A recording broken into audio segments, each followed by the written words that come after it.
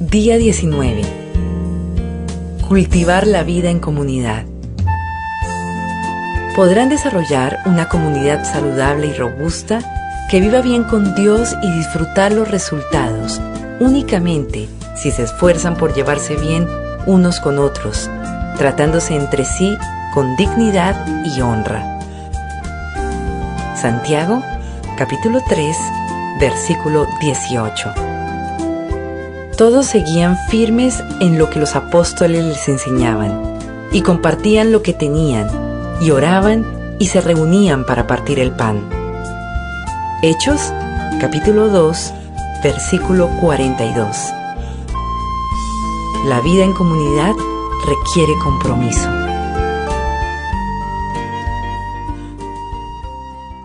La vida en comunidad requiere compromiso. Solo el Espíritu Santo puede crear la comunión verdadera entre los creyentes, pero la cultiva con las elecciones que hagamos y los compromisos que asumamos. Pablo señala esta doble responsabilidad. Esfuércense por mantener la unidad del Espíritu mediante el vínculo de la paz. Para producir una comunidad cristiana que perpetúa el amor, se necesita tanto el poder de Dios como nuestro esfuerzo. Por desgracia, muchas personas se crían en familias con relaciones malsanas y, por lo tanto, carecen de las habilidades relacionales necesarias para la comunión verdadera. Debemos enseñarles cómo llevarse bien y entablar relaciones con otros miembros de la familia de Dios. Afortunadamente, el Nuevo Testamento rebosa de instrucciones acerca de cómo vivir juntos. Pablo afirmó: escribo estas instrucciones para que sepas cómo hay que portarse en la casa de Dios, que es la iglesia del Dios viviente. Si estás harto de la comunión falsa y deseas cultivar una comunión verdadera y desarrollar una comunidad fraternal en tu grupo pequeño, en tu clase de escuela dominical o en la iglesia, necesitas tomar algunas decisiones difíciles y arriesgadas. Cultivar la vida en comunidad requiere sinceridad. Debes estar lo suficientemente interesado para decir la verdad fraternalmente, incluso cuando prefieras pasar por alto un problema o no tratar un asunto espinoso. Si bien es mucho más fácil permanecer en silencio cuando las personas a nuestro alrededor tienen un patrón de pecado que les duele o lastima a otros, no es lo que el afecto nos manda hacer. La mayoría de las personas no tienen a nadie que las ame lo suficiente como para decirles la verdad, aunque duela, por lo cual persisten en sus conductas autodestructivas. Por lo general, sabemos lo que es necesario decirle a esa persona, pero nuestros temores nos impiden abrir la boca. Muchas relaciones han sido perjudicadas por el temor. Nadie tuvo el valor de hablar en el grupo mientras la vida de uno de sus miembros se desmoronaba. La palabra de Dios nos ordena, hablando la verdad con amor, porque no podemos formar una comunidad sin franqueza. Salomón dijo, una respuesta sincera es el signo de una verdadera amistad. A veces esto implica preocuparnos lo suficiente por quien peca o está siendo tentado para enfrentarlo afablemente. Pablo dijo, hermanos, si ven que alguien ha caído en algún pecado, ustedes que son espirituales deben ayudarlo a corregirse, pero háganlo amablemente y que cada cual tenga mucho cuidado, no suceda que él también sea puesto a prueba. Muchas congregaciones y grupos pequeños son superficiales porque temen al conflicto. Siempre que surja un asunto que pueda provocar tensión o incomodidad, inmediatamente se lo pasa por alto para preservar un falso sentido de paz. Alguien sugiere no complicar las cosas, apaciguar los ánimos, pero el asunto nunca se resuelve y todos se resignan.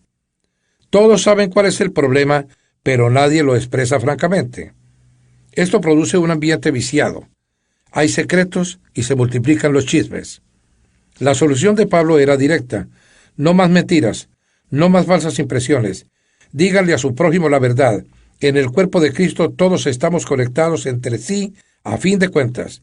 Cuando mientan a otros, se mienten a ustedes mismos. La comunión verdadera depende de la franqueza, ya se trate de un matrimonio, una amistad o tu iglesia. Aún más, en una relación El túnel de los conflictos puede ser la puerta a la intimidad. Hasta que no nos importe lo suficientemente como para enfrentar y solucionar los obstáculos subyacentes, nunca podremos tener una relación más estrecha. Cuando un conflicto es bien manejado y se encaran y solucionan las diferencias, se estrechan las relaciones. La Biblia dice, a fin de cuentas, más se aprecia al que reprende que al que adula.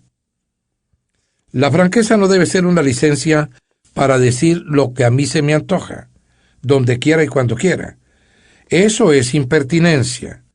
La Escritura afirma que para todo hay un cuándo y un cómo. Las palabras irreflexivas dejan cicatrices profundas. Dios nos manda a hablarnos unos a otros en la iglesia como miembros afables de una familia. No reprendas con dureza al anciano, sino aconséjalo como si fuera tu padre. Trata a los jóvenes como a hermanos, a las ancianas como a madres, a las jóvenes como a hermanas. Es triste, pero la falta de sinceridad ha destruido miles de relaciones. Pablo tuvo que reprender a la iglesia en Corinto por su pasivo código de silencio que permitía la inmoralidad dentro de su comunidad. Como no había nadie con suficiente valor para enfrentarla, les dijo, no miren para otro lado con la esperanza de que el problema desaparecerá. Sáquenlo a la luz y trátenlo. Mejor un poco de devastación y vergüenza que la maldición.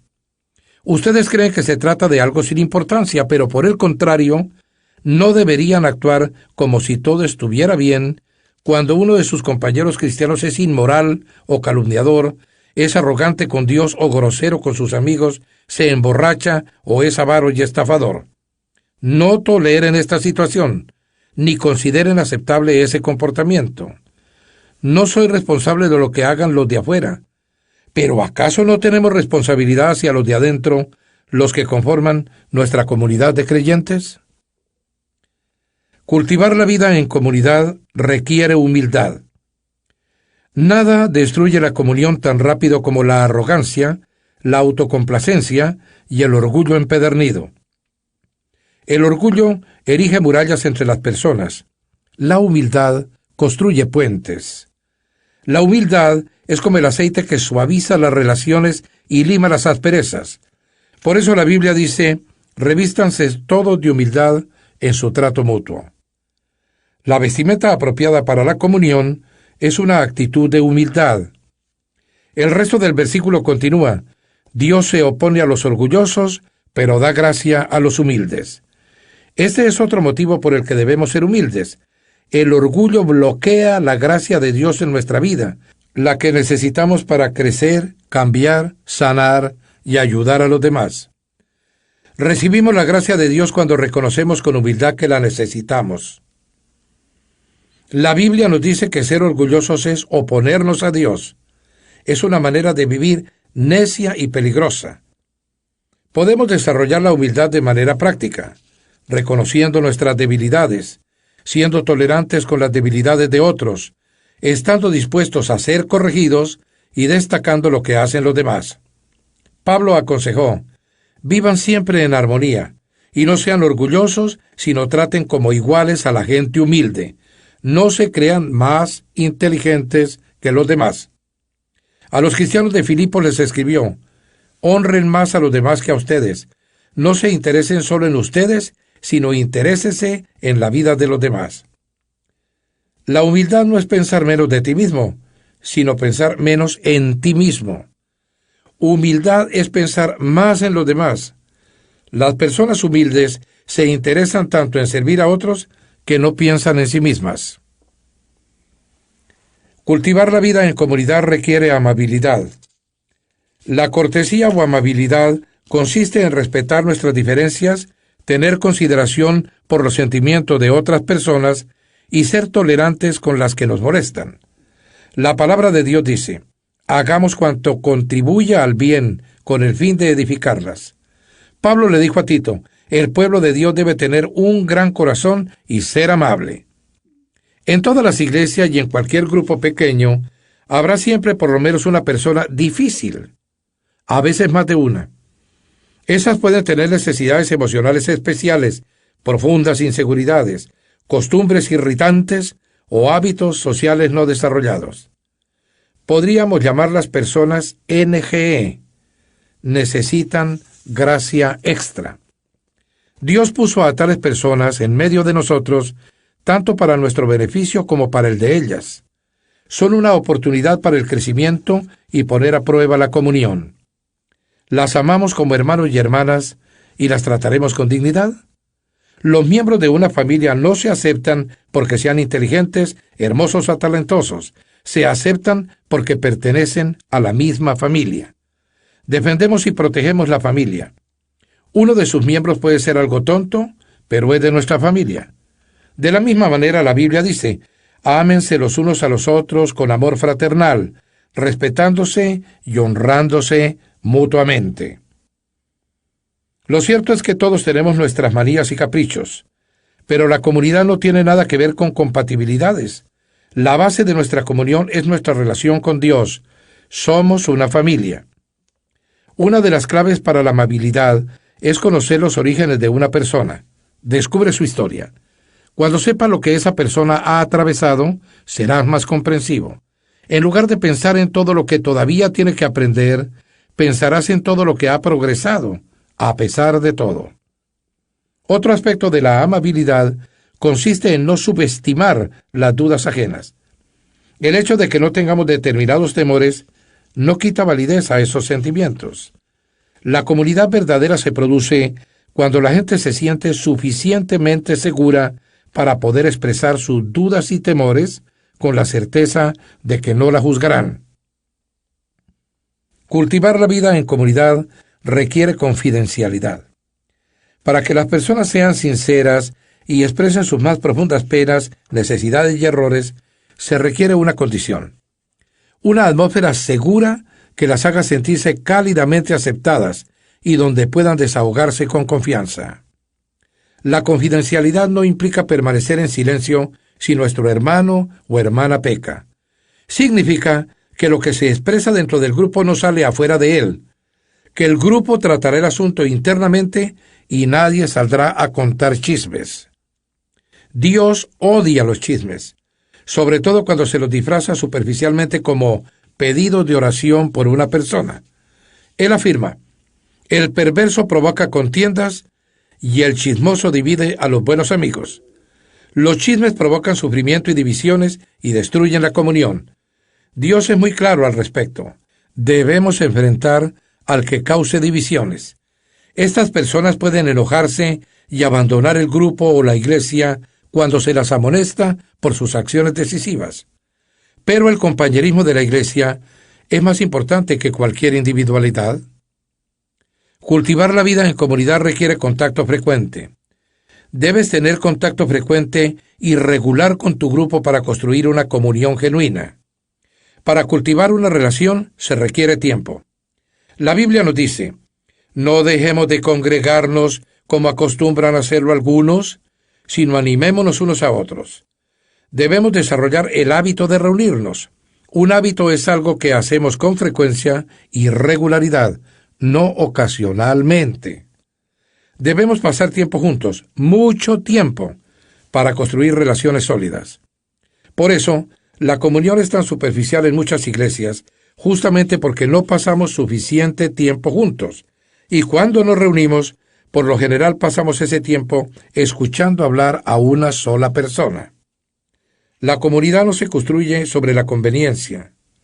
Nos reuniremos cuando nos parezca, sino que se apoya en la convicción de que la comunidad es necesaria para la salud espiritual.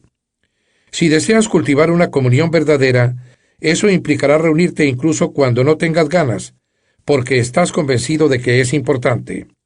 Los primeros cristianos se reunían todos los días. No dejaban de reunirse en el templo ni un solo día. De casa en casa partían el pan y compartían la comida con alegría y generosidad.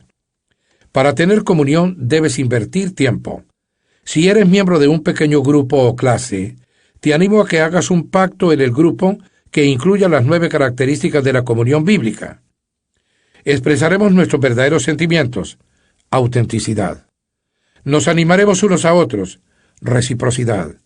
Nos apoyaremos unos a otros: compasión. Nos perdonaremos unos a otros: misericordia. Hablaremos la verdad en amor, sinceridad. Reconoceremos nuestras debilidades, humildad. Respetaremos nuestras diferencias, amabilidad. No andaremos con chismes, confidencialidad. Y haremos del grupo una prioridad, frecuencia. Al revisar esta lista de características, te resultará obvio por qué la comunión genuina es tan poco corriente.